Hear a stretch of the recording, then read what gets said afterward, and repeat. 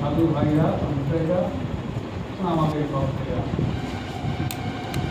পরাশর মঠ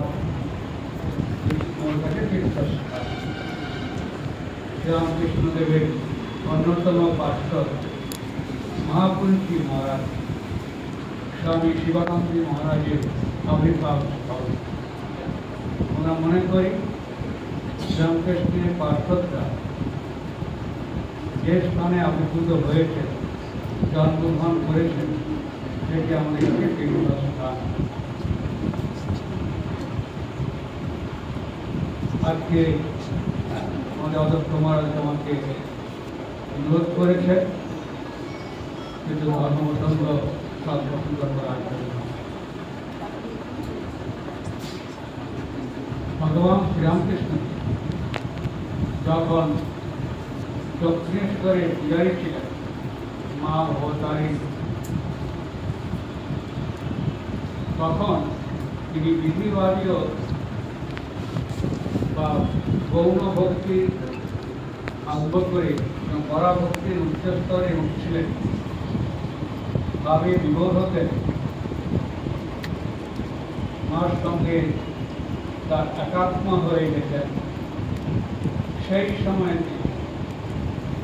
একদিন মা ভবতারীর কাছে তিনি প্রার্থনা করেছিলেন যে মা, আমার তো যে ঠিক নেই, আমাকে কে রক্ষা করবে, কে আমাকে দেখবে, আমার সব কিছু করে দেবে কি, তুমি একজন বড় লোক দিয়ে দাও। এটি তিনি মার কাছে প্রার্থনা করেছিলেন। মা সে প্রার্থনা শুনেছিলেন এবং বড় লোককে আমাদের মথুরনাথ মিশ্র রানী রাসমণির সেজ জামাই, যাকে সেজবাবু বলে ডাকতেন রামকৃষ্ণ, এবং শ্রীরামকৃষ্ণের প্রথম প্রধান রসদার। রামকৃষ্ণদেব নিজের পরবর্তীকালে ভক্তদের বলেছিলেন যে মথুরের ত্রিপুঞ্জিতে লেখা ছিল যে তার ইষ্ট তার সঙ্গে ঘুরে ঘুরবে এবং সবসময় তাকে রক্ষা করবে এবং তিনি মানব হয়ে থাকবেন। তার ইষ্ট হচ্ছেন, যদি আমরা ভগবান শ্রীরামকৃষ্ণকে বলি তিনি বিষ্ণু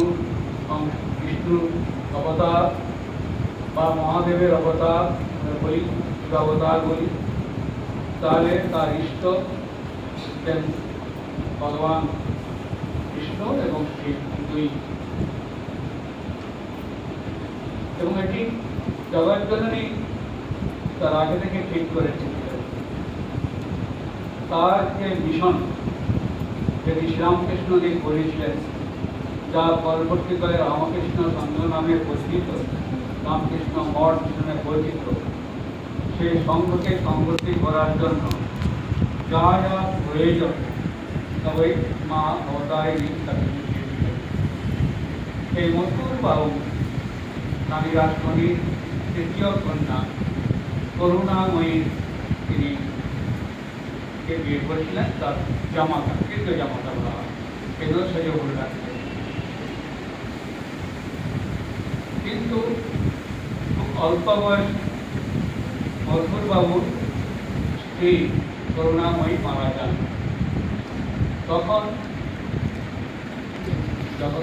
তখন রানী রাসমণি এবং তার স্বামী রাজচন্দ্র সর দেখলেন তার জামাইয়ের মধ্যে এইমাত্র সবচেয়ে বুদ্ধিমান, কুশলী এবং প্রত্যুৎপন্নমতি কাজের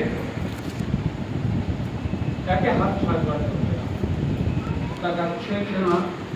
আর আমি আপনি বিরাট এস্টেট, বিরাট জমিদার, বিরাট সম্পত্তির মালিক, প্রচুর অর্থের মালিক, কে দেখাশোনা করবে? তখন তিনি মধুরকে অনুরোধ করলেন তার ছোট কন্যা জগদম্বাকে তিনি রাজি করেছেন। এবং সময়ক্রমে রানী রাজমণি দক্ষিণ হস্ত হয়ে বসে আছেন। শ্রীরামকৃষ্ণের তিনি 14 বছর সেবা করেছিলেন, 14টি বছর। এবং শ্রীরামকৃষ্ণদেব বলেছিলেন তিনি দেবীলোক থেকে এসেছিলেন, মায় তাকে পাঠিয়ে দিতেন। এবং তার যে শ্রীরামকৃষ্ণের যে সাধন কাল, সেই সাধনকালের অন্যতম সাক্ষী প্রত্যক্ষদর্শী মধুবাবুর পূর্ব পরিচয়টা বিশেষ পাওয়া যায় না। এই খুলনা জেলার লোকের, খুলনা বাংলাদেশ এবং হিন্দু কলেজে পড়াশোনা করতেন। তার সহপাঠী ছিলেন কবিগুরু রবীন্দ্রনাথ ঠাকুরের পিতা মহর্ষি দেবেন্দ্রনাথ ঠাকুর। শ্রীরামকৃষ্ণের প্রথম দর্শনে মধুরের খুব ভালো লেগেছিল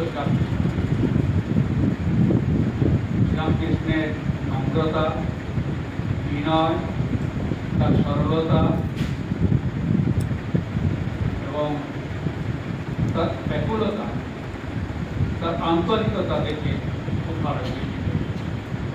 তো প্রথম থেকেই তার মধুবাবুর ইচ্ছে ছিল যে কেন কোনো প্রকারে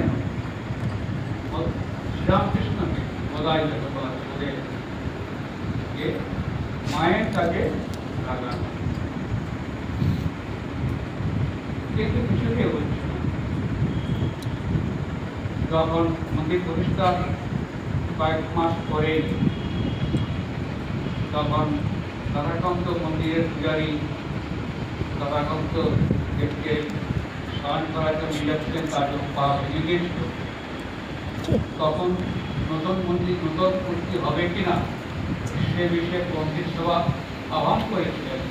সব পণ্ডিত এক বাক্যে বলেছিলেন যে না, এই গঙ্গা বিসর্জন দিল আর নতুন মন্দির, নতুন মূর্তি প্রতিষ্ঠা করল।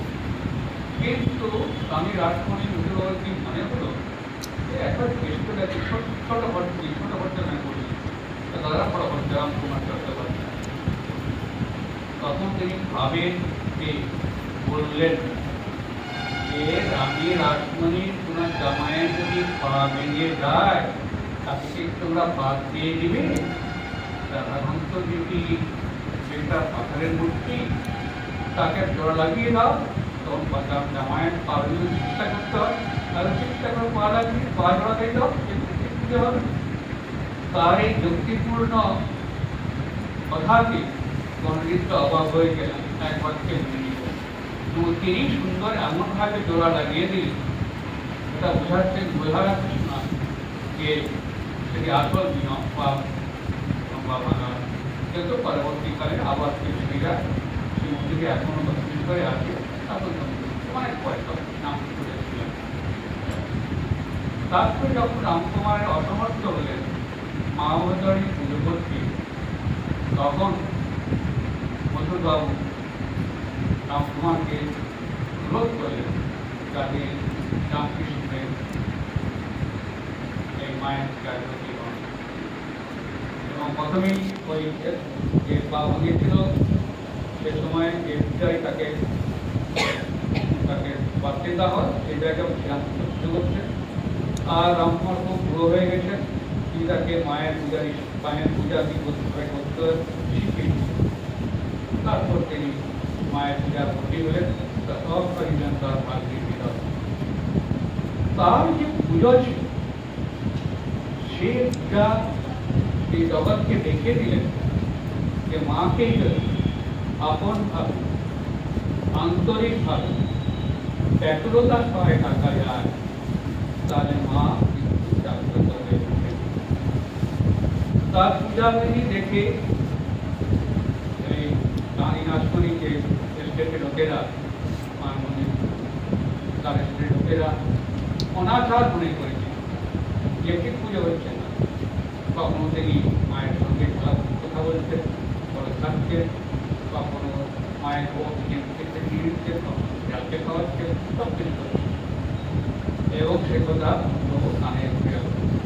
মন্ত্র বলেন, তুমি যা করছেন করতে দাও, আমি দেখব। তারপর একদিন তিনি এসে দেখলেন, থেকে দেখলেন, কাউকে বলেন যে আমি ফিরে আসছি, দেখে দেখলেন যে না, মা সত্যি সত্যি জাগ্রতা হচ্ছে। তিনি অনুভব করলেন, দেবলোক থেকে এসেছিলেন তো, অনুভব করলেন যে মন্দিরটা যেন আত্মীয়তা গমগম করছে, মা জাগ্রতা হয়, তার দিকে জিনিসের তখন তিনি তার লোকেতে আদেশ দিলেন, তিনি যেভাবে পুজো করতে করুন, ওটা কখনো বাধা দিল না। এইভাবে শ্রীরামকৃষ্ণের সঙ্গে তার একটা সম্পর্ক গড়ে উঠল।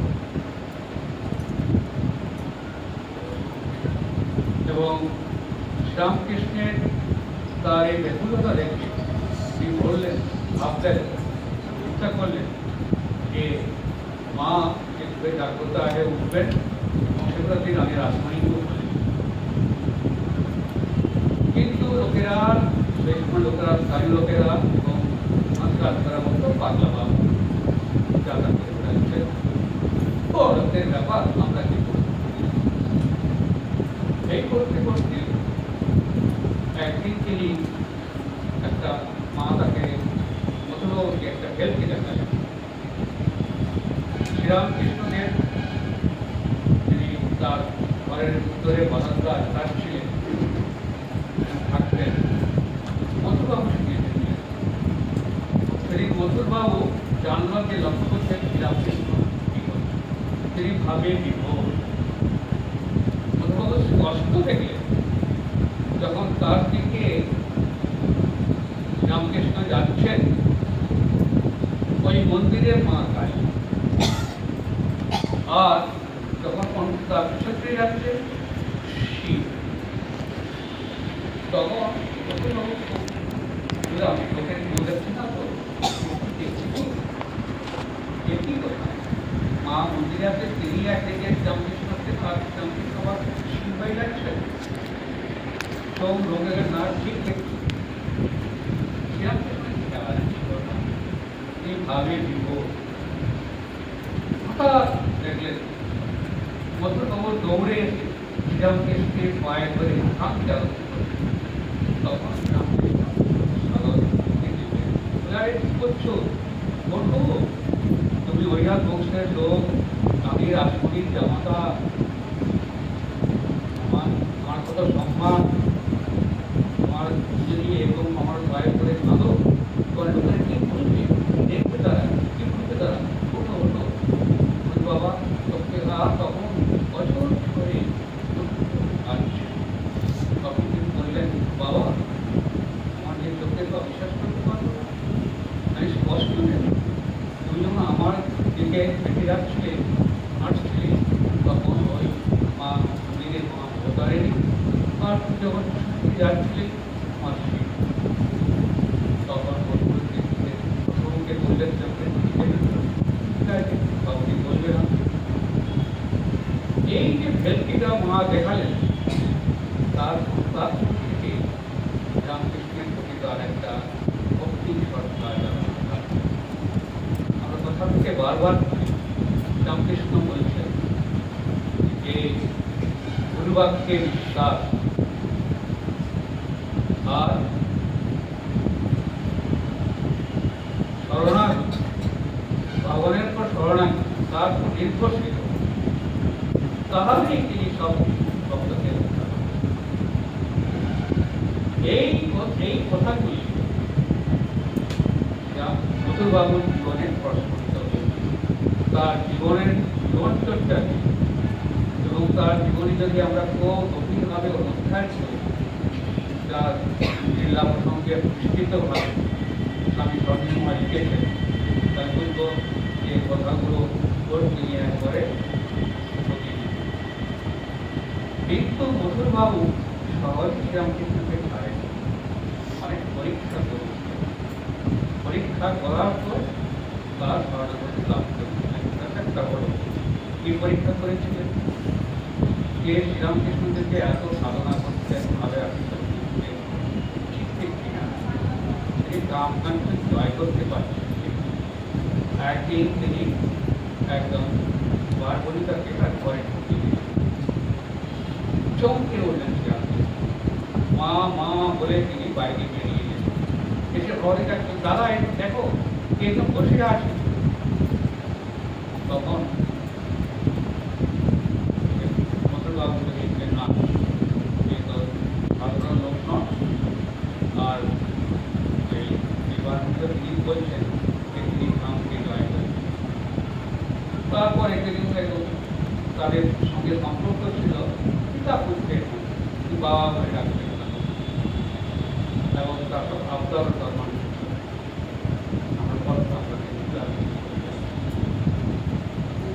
তার কথা বলতে বলতে মধুবাবু বলছেন, ঈশ্বরের আইন কেউ ভাঙতে পারে না, ঈশ্বর যা ঘটেছেন তাই ভাঙতে হবে। কেন? যার আইন তিনি নিয়েই ভাঙতে পারেন, তো তাই কি করে হবে? তোমার একই লাল জবা থেকে সাদা জবা হবে? তোমাদের কি হতে পারে না, লাল জবাই হবে। তখন রামকৃষ্ণের মায়ের ইচ্ছা হবে। ঠিক তার পরের দিন বাগানে বেড়াতে গিয়ে দেখেন একটা ডালেতে একদিকে লাল জবা, সেদিন মধু একই ডালকে নিয়ে মধুদের কাছে চর্চা করছেন। ঈশ্বরের যে আইন, তিনি যে আইন করেছেন, যে আইন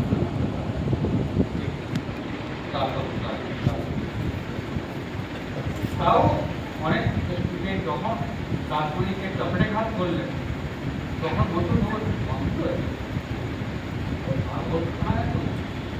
তখন তিনি আমি রামকৃষ্ণের পরামর্শ করে চন্দ্রানের বিখ্যাত কবিরাজ গঙ্গাপ্রসাদ সেনের কাছে তাকে গঙ্গাপ্রসাদ থেকে যোগাযোগ বেরিয়ে তার এই ওষুধ থেকে প্রেসক্রিপশন করে দিলেন এবং নতুনবাবু তার ভালো খাওয়া দাওয়া এবং তার ঠান্ডা পানীয় সব কিছু ব্যবস্থা করে দিলেন। তাতেও থাকলেন না, তিনি একদিন কৌশল করে হৃদয়কে রামকৃষ্ণকে তার একটা কীর্তনকারী করে এক জায়গায় নিয়ে গেলেন। করতে করতে এক জায়গায় গেলেন, সেদিন ছিল তখনকার দিনের বিখ্যাত বাহিনী লক্ষ্মী বাহিনী। ড্রয়িং রুমেতে বর্ষার ঘরেতে মধুবাবু বা হৃদয় বসলেন, শ্রীরামকৃষ্ণকে ঘরে লক্ষ্মীবাই তখন করেন। তাকে দেখে রামকৃষ্ণ মহামাবে সমাবিষ্ট হয়ে গেলেন। তখন লোক করে দেখেন নামবে, তখন আর অনেক বের আসবে তাদের কাছে, দেখো দেখো কে দেখলো তো দেব মানো। আরেকজন বলছেন যে তো আমরা যেসব কাজ করি আমাদের পাপ হয়ে যাচ্ছে, এই লোকটিকে দিয়ে আমরা এই লোকটি দিয়ে পাপ হয়ে যাবে। আরেকজন বলছে আমাদের সৌভাগ্যবান, তাকে আমি দেখতে পাই। যখন সমাধি ভাঙছে না, তখন মধুবাবু হৃদয় সেই ঘরে দেখলেন যে সমাধি করছেন, তারপর যে তারা ভাবতে গেল, তখন সব লক্ষ্মীবাই তার মেয়েরা তাকে প্রণাম এবং লক্ষ্মীবাই মধুবাবুকে বললেন এইসব কাজ করার। তারপরে আর কোনোদিন মধুবাবু এই শ্রীরামকে সঙ্গে পরীক্ষা করতে সাহস পায়। কি করে তার সামন সহায় হয়েছিল সেটাই বলে। তখন তার এই ব্যক্ততাতে মার তার অবরোধ অর্থনকে পেয়েছেন, দেখেন মাকে কথা বলতেন, মা যা করতেন তাই করতেন। তিনি হঠাৎ বলছেন সেই সময় তিনি অনেক সাধনা করেছিলেন, শ্রীরামকৃষ্ণ বৈষ্ণব সাধনা করেছিলেন। তিনি এসেই ফিরলেন, তিনি অবতার মহাভাবে বৈষ্ণব শাস্ত্রে যে সূত্র লেখা আছে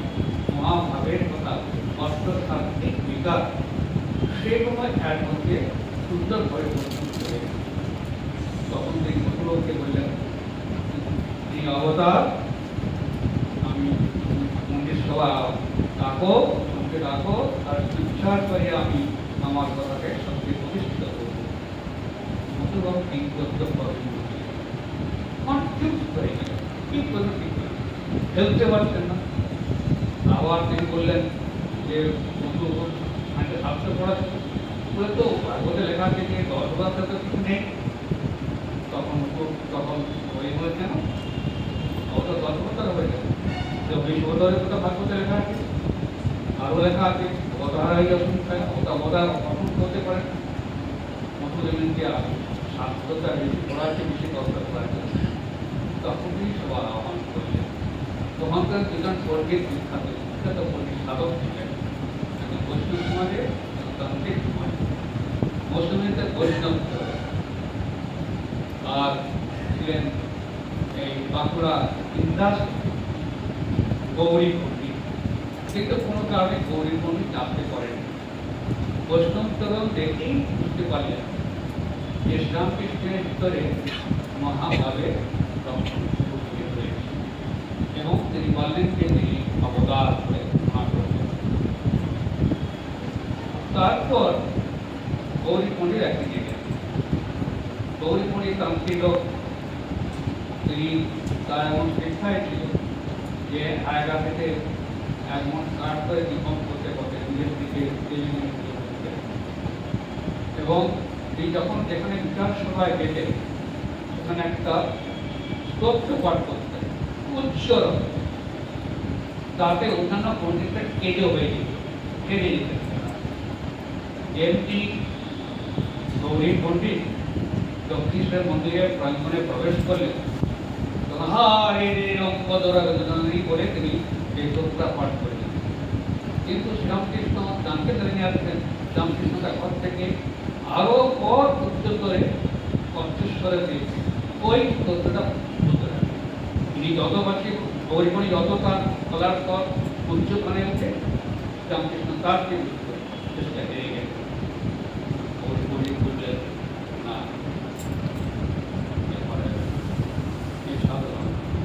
তারপরে শ্রীরামকৃষ্ণকে দর্শন করলেন, বললেন বৈষ্ণব তো এই কথা বলছে, ছোট কথা বলেছে, যাদের কাছ থেকে যে অংশ থেকে সমস্ত অবতারের আবির্ভাব হয় তিনি স্বয়ং নারায়ণ বিষ্ণু, তিনি অবতার বলে মুকুলবাবুকে তখন পৃথিবীতে হাঁটতে চাইছিলাম। আর আমাদের ব্রহ্মণীও দেখলেন যে তার কথা ঠিক হয়ে গেছে, তখন মুকুল বসে তাহলে তো আমার পাতলামো নয়, এই তো রোগ নয়, একটি ঘাত কি হচ্ছে, তখন তিনি ঘাত এবং তার সাধনার সময় যা দরকার সব কিছু তিনি করছিলেন। যখন তিনি মধুরভাবে সাধনা করলেন তখন কুকুরকে বললেন যে আমাকে মেয়ে মানুষের সমস্ত গয়নাগাটি খবর দিল। মধুকে বিশ্বাস ছিল যে এই ফুলটা যদি মা রামকৃষ্ণ মায়ের সঙ্গে মা আমাকে বিশ্বাস করে, কেন ফুল দিচ্ছে সে কথা আগেও বলেছি, আজকে রামকৃষ্ণ দিয়েছি সবার মনে দিচ্ছে মধু দিয়েছি, মা তো পারে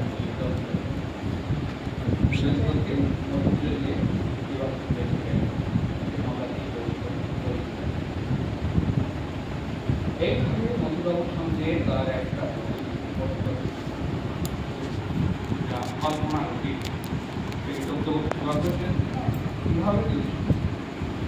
তার সবচেয়ে ভালো সবচেয়ে অবদান থেকে রামকৃষ্ণকে তীর্থ দর্শন করা। তিনি তীর্থ দর্শনে দিলেন, রেলের সঙ্গে তীর্থের কামরা 125 জন লোক সঙ্গে গিয়েছিলেন এবং রেল কর্পোরেশনের কথা বলা ছিল যেখানে ইচ্ছা তিনি তীর্থের কামরাগুলোকে তিনি কেটে রাখবেন, আবার যখন হবে তখন আবার চলে যাবেন। এই ব্যবস্থা তীর্থ দর্শনে প্রথমে বৈদ্যনাথ বৈদ্যনাথ নামের গিয়ে ওদের দর্শন করে দেখলেন গ্রামের যে সমস্ত ওই দক্ষিণ করি তখন তিনি বললেন দেখো এইসব লোকেরা খেতে পারছে না, তুমি এটাকে কাপড় দাও, এক মাথা তেল দাও, ভালো করে পেট তুলে খাওয়াও। প্রথম দিকে অনেক কাজ করতে হবে, বিদ্যাতে অনেক খরচা খরচা হবে, কি করে হবে? বলে না, তুমি মার দেওয়া হবে না কেন? তুমি যদি এটা না করো, আমি এই শিবের আর বিশ্বনাথ এই বিশ্বকে মালিকা করবো, আমি আর কাশি যাবো না, বারাণসী যাবো না। তখন বাস্তবে বাবু কলকাতা থেকে কাপড় এবং খাবার দাবার যা করা সব করে নিয়ে এলেন, নিয়ে এসে তৃপ্তি করে তাদের নিয়ে খাওয়ালেন, দিলেন, কাপড় দিলেন, তারপর তারা যাত্রা করলেন। তারপর তারা কাশিতে গেলেন, কাশিতে তারা কেদারঘাটে গেলেন, একটা বাড়িতে রাগ করেছিলেন। কিন্তু বাস্তবিক কেদারঘাটে বাড়িটা তখন ছিল সম্পত্তি, বাড়িটা মনোদার কাঠের তলে ছিল।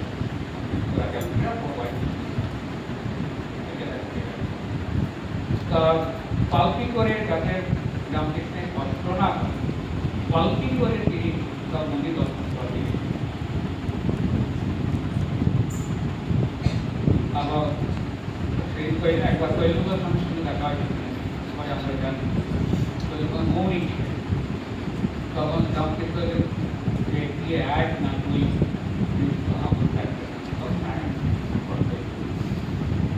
তারপরে নৌকো করে এই সমস্ত ঘাটের দর্শন করতে দেখি। ভর্তিকলিকার ঘাটে এলেন, সব খাওয়া চলছে, হঠাৎ রামকৃষ্ণকে একবারে ভাবে বিপদ হয়ে গেল, পাঠ পড়ে যায়, মাটিটা হাত করে উঠল।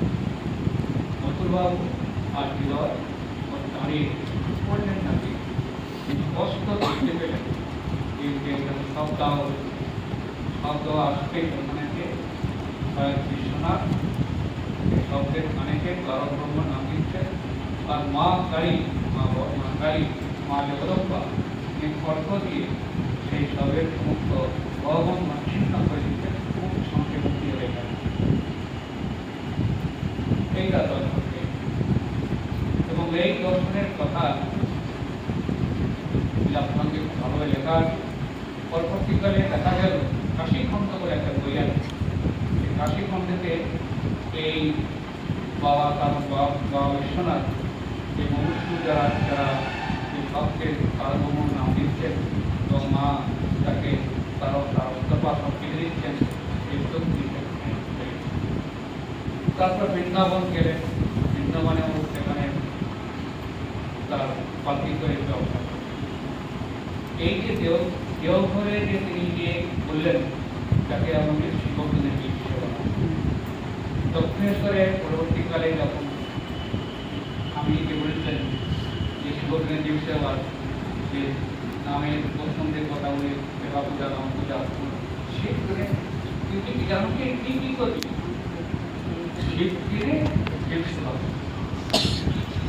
সেই প্রথম তিনি করলেন ওই দেওঘরে গ্রামে।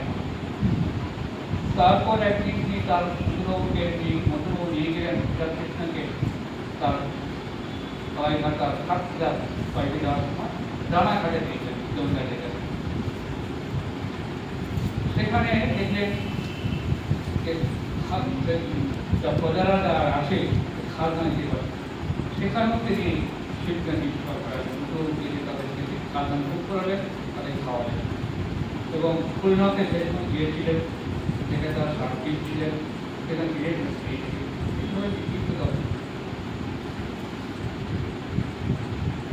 ভারতে মনে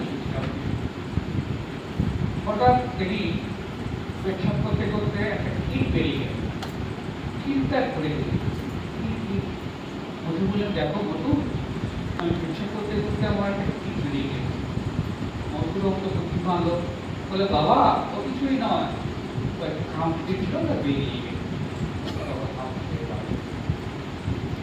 মধুর কিরকম রামকৃষ্ণ কিরকম ঈশ্বর ছিলেন,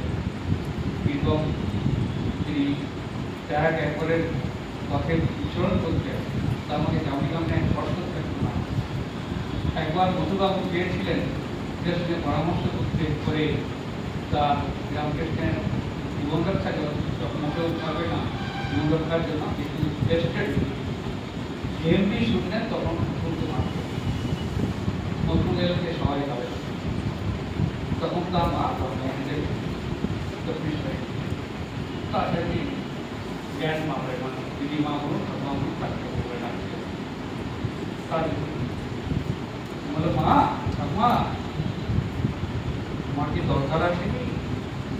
আমার কিছু দরকার নেই, নিজের সব খাওয়া দাওয়া করে খাবার দাবার করে কিছু তোমার চাই না, সব কিছু করে ফেরটা খেয়ে নিই। তখন অনেক চিন্তা করে বলে হ্যাঁ আমার পানের দক্ষতা নেই, একখানা পানের দক্ষতা আমাকে দিয়ে দেয়। এই শুনে মধ্যে চোখে বলে এমন ট্যাগি মহামারে যে ট্যাগি করে এখন ট্যাগি করে ধর্মায়। আরেকটা তোকে বিখ্যাত ঘটনা আমরা জানি যে একবার মধুবাবু খুব দামি সাহায্য তখন 1000 টাকা দাম তা একটু আনন্দ বাচ্চাদের মতো আনন্দের লোক আনন্দের টাকা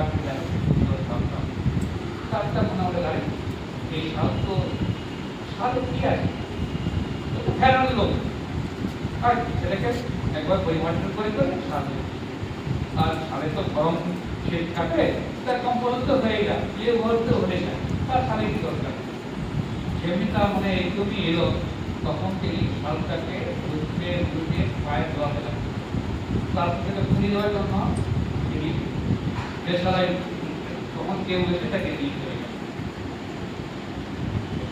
তখন তিনি বললেন যে এই সাল যে আমরা নাম যেমন ব্যবহার করি কি এই থেকে ভগবানকে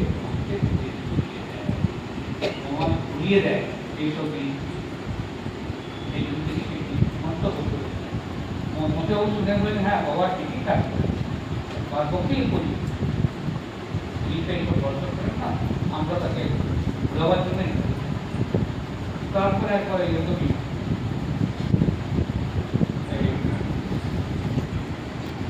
একবার মধুবাবু তাকে বলে চলেছিলাম দেখো তার আগে মা আমাকে রসে বসে তাই মোটরটার আমি ইচ্ছে হলো যে দুপুরে তামাক আর তার যে গড়গড়াটা নলটা থাকবে সেটা সোনাকে বানানো থাকে ও সব সাথে করে গেছে তার তামাক সাজা হলো তিনি একবার শুকিয়ে থাকছেন বাঁচতে হচ্ছেন এখানে খাচ্ছেন করতে তারপরে আমরা রজগুণের ক্ষেত্রে তো এইগুলি রজগুণ পাড়া এই সঙ্গে সঙ্গে করলেন কি এই উপরটাকে ভেঙে টুকরো করে দিলেন আর নলটাকে করে পাড়া বইয়ে থুতে ফেলেন এতে রজগুণ পাড়া তখন মধুবাবু থেকে খুব খুশি হলেন থেকে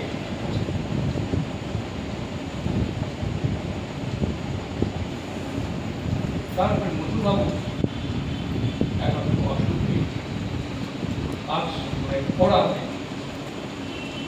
হয়েছে খুব কষ্ট কাটতে হবে শ্রীরামকৃষ্ণকে দর্শন করার জন্য বারবার সহপাঠ শ্রীরামকৃষ্ণ বলে আমি কেন যাবো আমি ওই সব কি করতে পারবো না ওই পুরা ভয় করতে পারবো না তখন বারবার যখন রোধ করলো তখন সে রোদে রাখতে পারেন না তখন শ্রীরামকৃষ্ণকে এতেই বললেন আমি তোমার বাবু ওই সব थोड़ा खराब होगा तो बोले डाक्टर आज और गाइड खुलो जाओ ताकि हम खबर ठाकुर पढ़ा ताकि हम खबर ठाकुर पढ़ा এই কথা একবার এমন হয়েছিল মধুবাবু রামকৃষ্ণের সঙ্গ করে সঙ্গে বিক্রম হয় তিনি বলেন যে আমার এই সঙ্গ আর ছেলে মেয়ে সব কিছু অশান্ত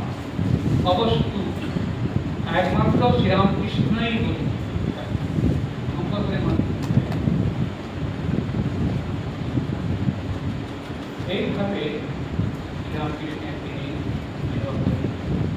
তারপর যখন তার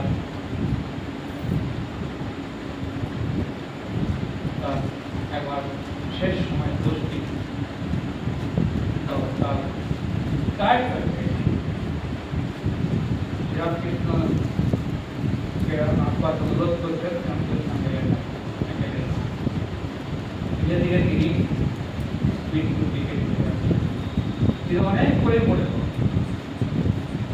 ওটাকে মাত্র কিন্তু যখন তার মৃত্যু হবে সেই সময়ে রামকৃষ্ণ গভীর যাওয়ার পর পরিষ্কার দেখে দেবীলোক থেকে হ্রদ এলো সেই হ্রদকে করে মকুলকে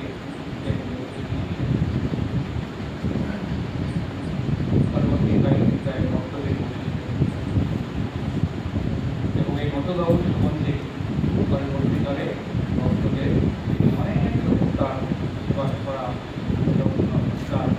কীভাবে তাকে তার ধারণ করার তৈরি করেছিলেন এবং বিনা ফলে তার ধারণের পরিপূর্ণ আশঙ্কা এবং সেই সময়ে রামকৃষ্ণের যার যেমন ইচ্ছা যারা ইচ্ছা করতেন তাই কিন্তু করেছেন। তবে যাত্রা হচ্ছে যাত্রাতে বাবু ঠাকুর ডাক্তার দেখবেন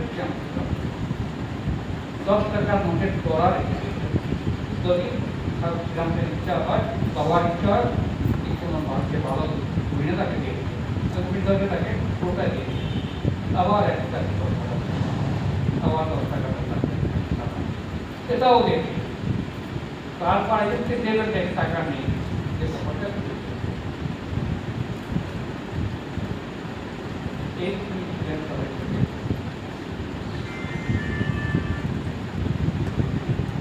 এই মধুরবাবু বলবেন কি সুন্দরভাবে আলাদী মহারাজ অপূর্বভাবে থাকি রামকৃষ্ণের অনেক মনে তার শরণাগতি তার প্রতি একান্ত বিশ্বাস আল্লাহ তাকে সব কিছু এটি আমরা দুপুর উপায় যেমন জীবনে যাতে আমরা যে নারী আমরা আজকে হওয়া যায় রামকৃষ্ণের রামকৃষ্ণের অবস্থা মধ্যবর্তী সিস্টার নিবেদিতা একটা বলতেন without Rashmi there is no Dakshineshwar.